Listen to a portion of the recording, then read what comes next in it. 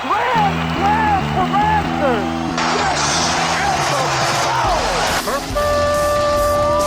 It's time for Blessed to Play on EWTN Radio, uncovering the role that faith plays in the lives of sports professionals from around the country.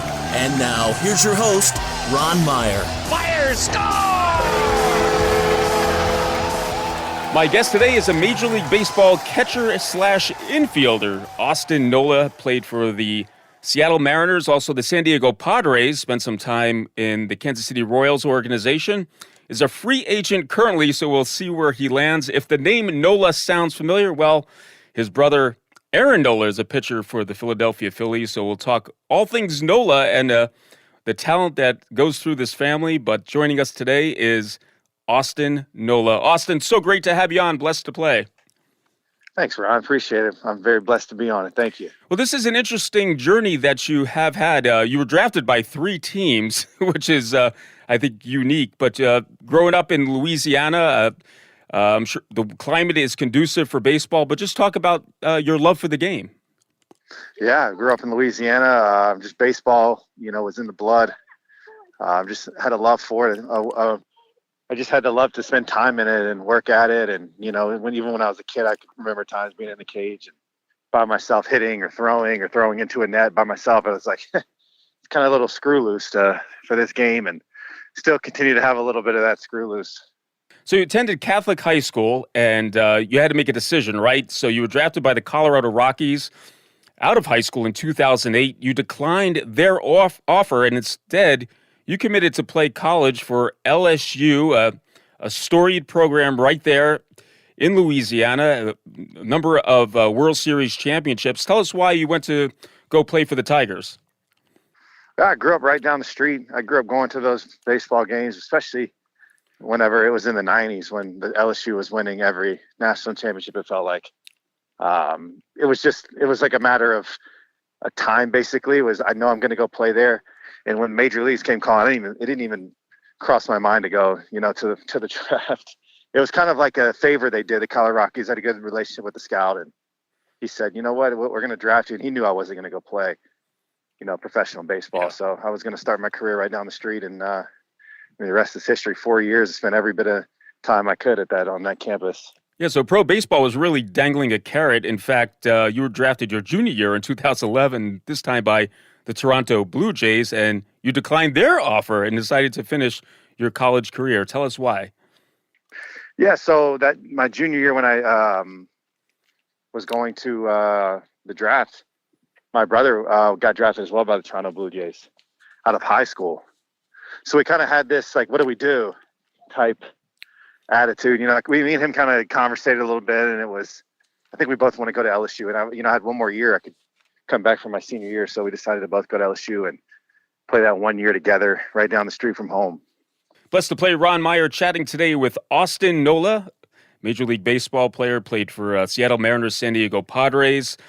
And Austin, let's talk about going to Omaha. Actually, you played professional baseball in Omaha, but let's talk about the amateur version because it was a special time for you and the LSU Tigers your junior year, I believe in 2009, where you won the College World Series championship. What a great achievement, but just talk about winning that championship. Yeah, it was actually freshman year, so it was my first year I got there to LSU. We won it in 2009, and it's like I never thought I would do it that first year. I mean, I knew we had a great team, but to win it your first year, you're like, what else is there left to do in college? Mm-hmm. 3 more years after that, and then it doesn't get any better than winning the national championship your first year. So, yeah, we win. I don't think we didn't lose a game. We lost one in the championship series against Texas, but we ended up pulling it out, and it's one of the best memories of my life, that College World Series. Yeah. Now, you were drafted by the Miami Marlins. They selected you in the 5th round of the 2012 Major League Baseball draft, and you elected this time, Austin, to sign a contract with them. But I want to ask you just about having 2 Nolas playing Major League Baseball. What do you think it is? A little bit of genetics? Is it the mental game? Is it the way your parents raise you to be achieve a certain level of competition? What is your take on it being part of a tandem that made it to the major leagues? Oh, yeah, we looked at it, me and Aaron, we'll talk about it at times. And it's like, how did it happen? I don't know. We just both had a love for the game, and I knew he was a special talent. I knew that he had some type of special ability, but I kind of always pushed it a little bit. And that was, that might be something. I don't know. I have no clue. By the grace of God, I guess. Yeah, it's really tremendous. I mean, what is the chances of one person making it to the major league? I think below 1%. So the odds definitely are astonishing that both of you as brothers could make it to the major leagues. All right, so you're in the Miami Marlins organization. You play AAA New Orleans. You went through the Arizona Fall League. So you got a little taste of minor league baseball, playing A-ball, bus rides, all that good stuff, playing every day. Just talk about that transition as a young man going from playing Division I baseball and now being a pro. Extremely hard. It was going from LSU where, everything's laid out on a platter for you. I mean, you have everything you need. I mean, you're always getting taken care of. You're sleeping in your own bed. And going to pro ball was like, whoa, this is a major change. It honestly shocked me enough to where I was like, do I even want to do this anymore? I had so many other opportunities back in, at LSU graduating, and the people you meet, it's like, do I want to go and, pursue this dream? And I mean, it's been a fun one. It's been really, really difficult, but a lot of fun. Yeah, so you stuck with the process and you got a chance to play pro ball, obviously, and then you signed a minor league contract with the Seattle Mariners. I think this was in 2018. You opened the season in AAA Tacoma. But you had your chance, Austin, on June 16th, 2019, to make your major league debut for the Mariners. Just talk about that day. Very special, obviously, but now your dreams have come true, and now you are in the show. Yeah, it was 8 years, I think, in the minor leagues, 7.5 years. And I didn't know if I was ever going to make it or get to that point. But, I mean, me and my wife we kind of decided, let's go and enjoy this thing. This is in the minor leagues. And we kind of freed ourselves up to just go play baseball and have fun. And then, as soon as we did that, the call came, and it was Father's Day on June 16th. And I mean, what an amazing journey. Had a lot of fun, and it was in Oakland, actually. So to see that stadium kind of end it was really tough to see. So, because that was where my debut was. So just a lot of fun. Spent a lot of time in the minor leagues, and it was worth every bit of it. Now, what I failed to mention, you made the transition. You had appearances at second and third base, I think, and then you made your transition to being a catcher. Just talk about that process. I mean, it's tough enough being a Major League Baseball catcher, but having played your collegiate baseball at shortstop, being an infielder most of your life, how was that transition for you? Very difficult. It was 2016, middle of the year, end of the year. It just wasn't seeing the opportunity as a middle infielder anymore to get to the big leagues, and I always had a dream of going to the major leagues. I just wanted. I had a love for the game that is like, well, why do I want to keep doing this? So, yeah, I hit one of those moments of I'm here in AAA playing middle infield, not playing that much, 26 years old. Mm-hmm. Is this something I want to keep doing, right? And a coach, came up to me, Paul Phillips, and we just kind of talked through it, and he gave me an opportunity. He said, "Would you like to catch?" And I said, "I don't think I would." He said, "Well, do you still want to keep playing this game?" I was like, "Yes, I do." And he's like, "Well, you might want to think about catcher."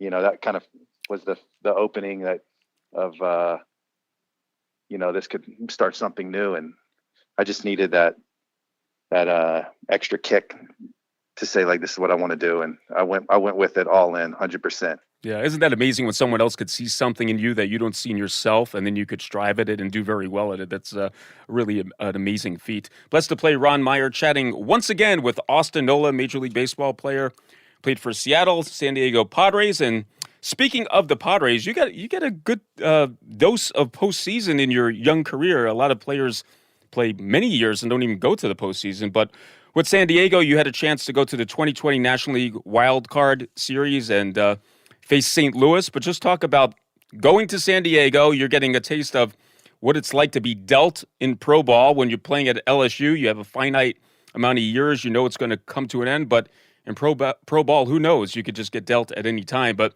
while you were in San Diego, you got a dose of postseason play.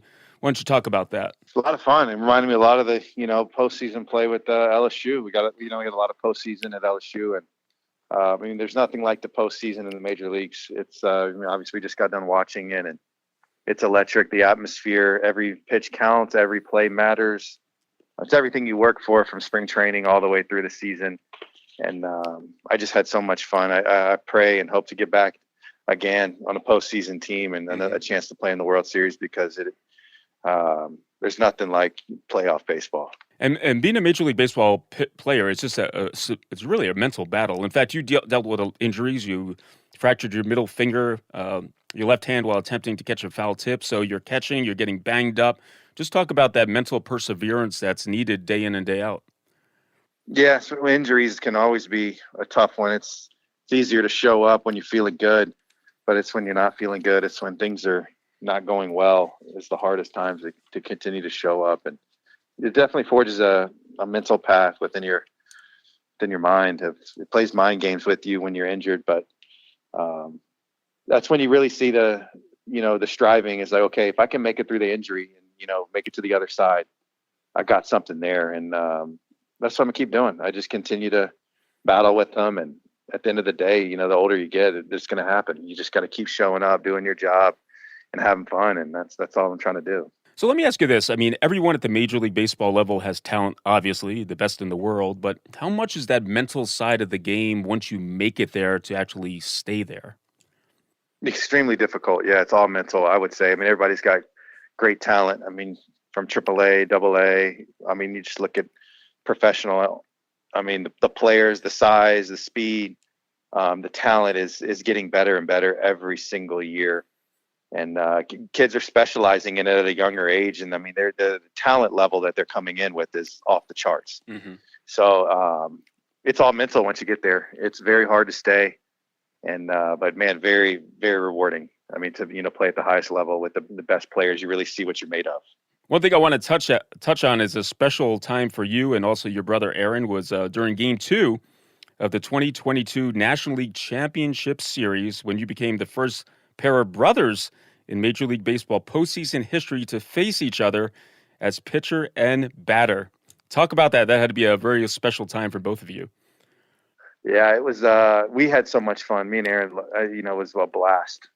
My parents weren't the biggest. They didn't really like it very much. My wife, and it was a lot of. I think they felt a lot of mixed emotions, but it was so much fun for us. Me and Aaron, just the competitive side. We always loved competing against each other. I mean, we've been doing that since we were 5 years old. So I had so much fun. It's something I'll never forget, facing him and just playing that game and watching him from the dugout and then getting to step on the on deck circle and walking into the circle. Just looking out at him on the major league mound was pretty phenomenal. Something I'll never forget. Did he buzz you high and tight with the first pitch or no? Never would. I tried to get him to. He wouldn't do it. And I don't know this. What was the result of the at bat? I ended up getting a hit off of him. I got an RBI single off of him. Yeah, he never gave a homer to me, so I guess we can call it even. Well, brothers bragging rights for sure. All right, we're going to take a break. On the other side, we're going to talk to Austin Nola about his life of faith when Blessed to Play returns right after this.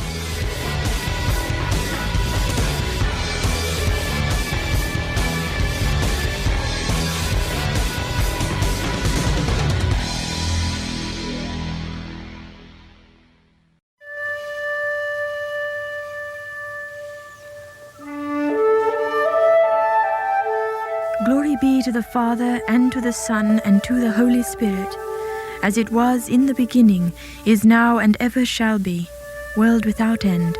Amen.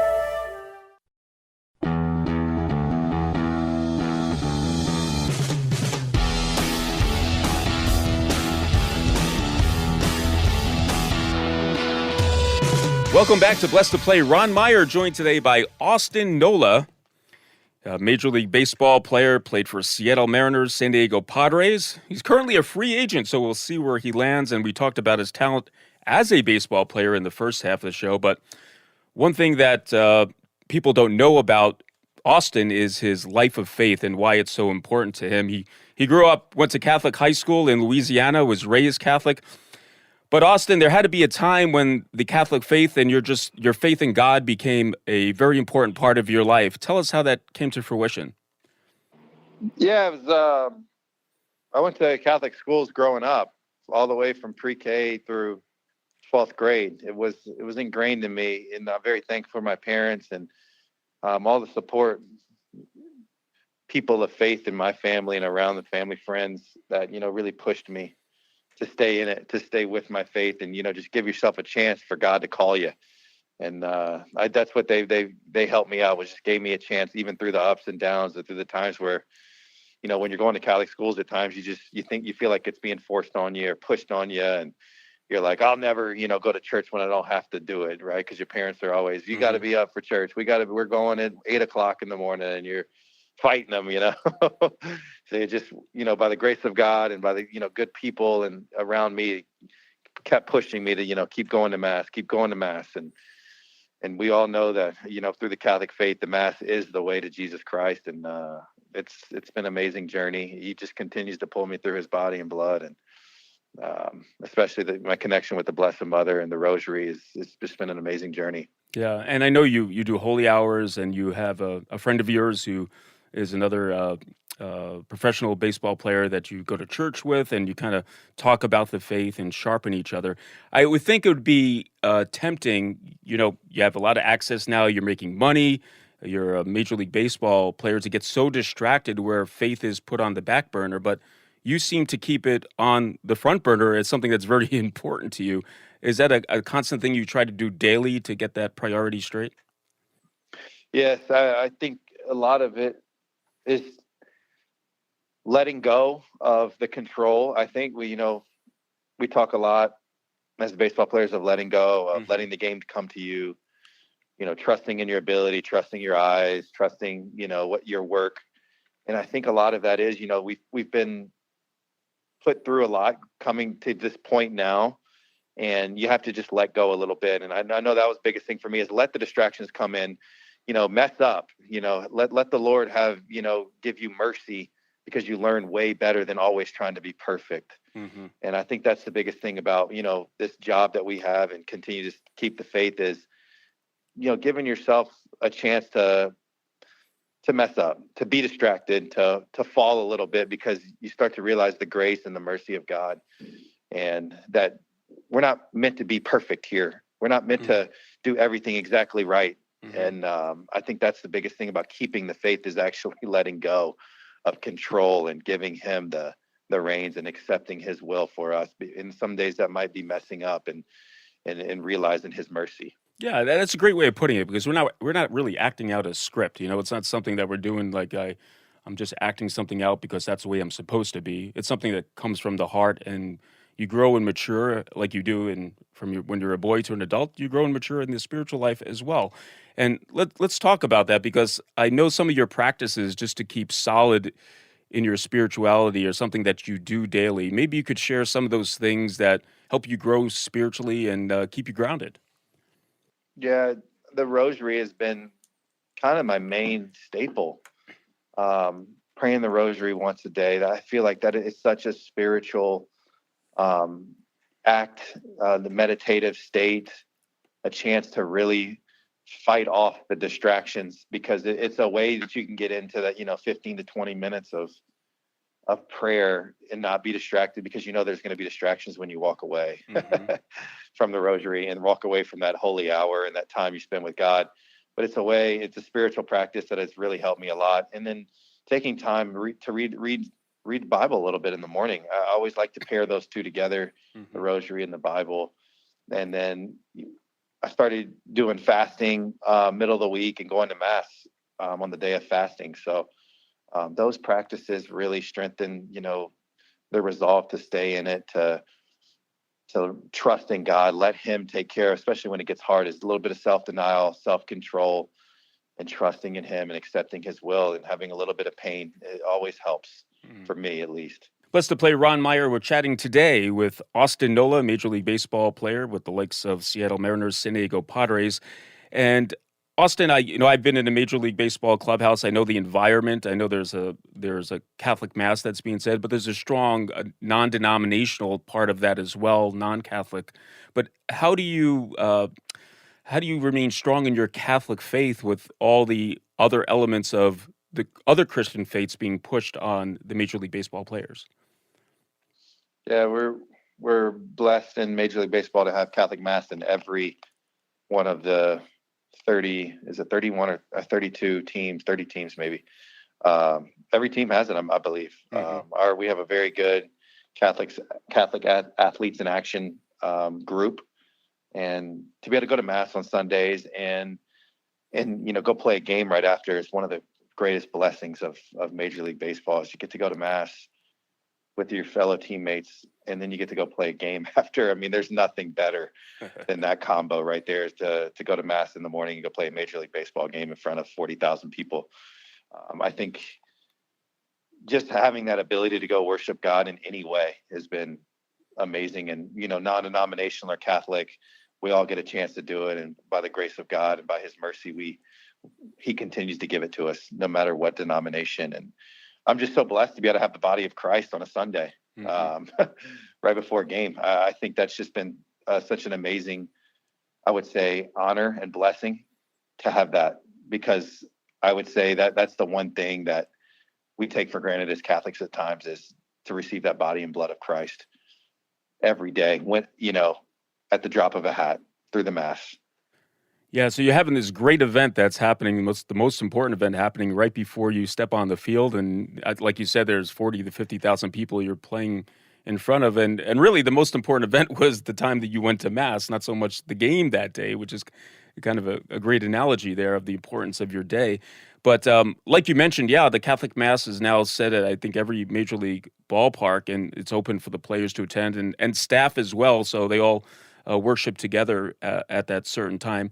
I want to ask you about your teammates, and just, I know that the Major League Baseball culture now is so diverse. I mean, there's a lot of Latin American players, players from all over the country, different backgrounds, different faiths. It's an interesting, just being in a Major League Baseball clubhouse and meeting people from all over the world. Talk about that interaction with these different cultures. Yeah, it sharpens you to see how guys grew up, from different countries, parts of the United States, overseas. It's really cool, because we're all longing for something more than what we're doing on that field. You're so right on. The most important part of our day at times is that Mass in the morning, or that quiet time you spend with God, in that meditative state, that prayerful state of just letting go of the distractions and just being present. And I think a lot of guys, the culture we're starting to see is everybody wants that. I mean, you're getting all these new apps of meditation apps and all these spiritual type practices of stretching and yogas and nature. You're getting you're starting to see a lot of guys dive into it, because it's calming their brains before they go out and the chaos happens on the field, and you're wanting to perform well. So it's just another sign that God is in everything, and that he is working his way in any way, to get through all of us, in the distracted world, through money and all the, things that plague us as human beings in our lives. He's working his way through, and it just gives another reason to believe that he's going to continue to prevail in any endeavor we're going to take. Yeah, very well said. Let's talk about just your faith and how it helps you as a professional athlete. Now, particular to baseball, I mean, every player goes through prolonged slumps. You go through these tough parts where you're trying to do your best, but the results aren't there. We talk about these adjustments you have to make as far as getting traded. You're making a living for your family. You're moving your family with you. There's a lot of stuff going on, and people don't realize that in the life of a Major League Baseball player. In fact, you get to the stadium, you're probably there for like 10 hours before you get to the stadium, before you get home. So it's a very long day. But just talk about how your faith puts everything in perspective and helps you deal with the adversity and struggles of being a pro athlete. Yeah, family. The toughest part with faith is having your family and putting them through such struggle on the road and ups and downs of the game, of not knowing where you're going to be. I would say that's been the hardest part, with faith. But me and my wife, we made a pact, that we're always going to continue to take our children and go to Mass every Sunday, and continue to keep our faith, no matter what the score is, no matter where we're at. There will always be a Mass. There's always a church. we can always go to, and we will always ground our family in our faith, no matter what, no matter where we're at. We can be anywhere in the world. Mm-hmm. And that's a priority, and that's important. And I know God prevails through that. That's a element of trust and faith it can never be taken away. You can go over 100, but there will always be a mass on Sunday. There'll always be a time to take your family to mass and practice those values that the Lord has put in front of us. Have you had a spiritual mentor in your life that you could share that has been instrumental in your growth spiritually? Yes, I've had several good priests and a good family friend back home in Louisiana that,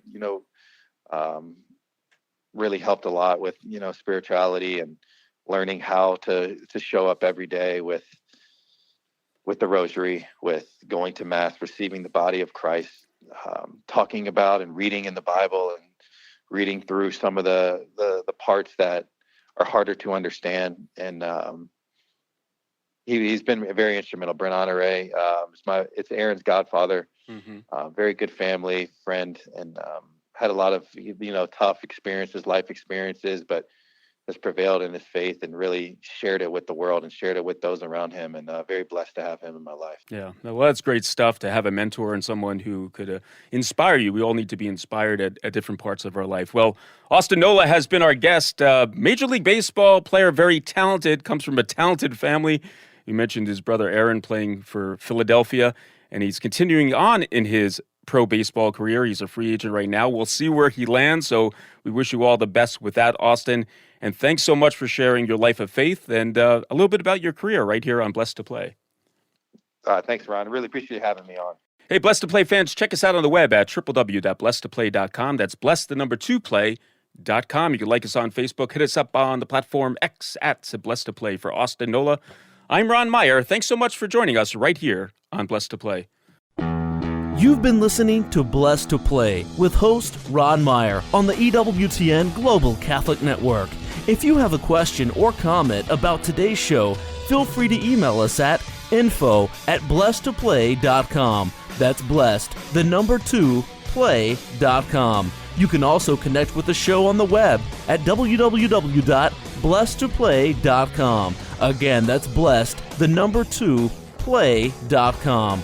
Join us again next time for Blessed to Play on the EWTN Global Catholic Network.